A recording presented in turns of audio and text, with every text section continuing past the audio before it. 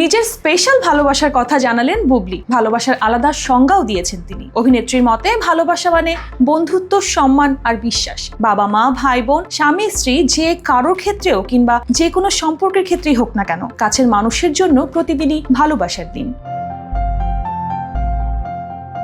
জনপ্রিয় চিত্রনায়িকা শবনম বুবলি কাজ করছেন বেছে বেছে। ভদ্র স্বভাব ও মিষ্টিভাষী হিসেবেও তিনি সুপরিচিত। সবাইকে সম্মান করে কথা বলেন তিনি। সবকিছু মিলিয়েই বুবলির এই জনপ্রিয়তা।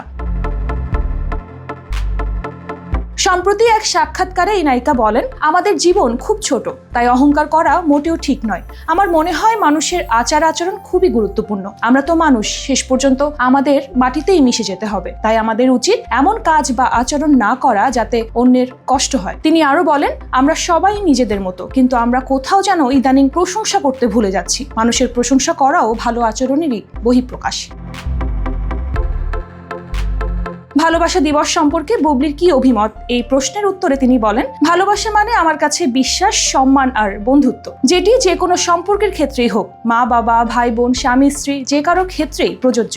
ভালোবাসা দিবস আলাদা করে পালন করলেও আমার মনে হয় কাছের মানুষদের জন্য প্রতিদিনই ভালোবাসার দিন। আর আমার কাছের যারা, পরিবারের যারা, তাদের তো ভালোবাসি, তবে আমার স্পেশাল ভালোবাসা শুধু আমার সন্তানের জন্য।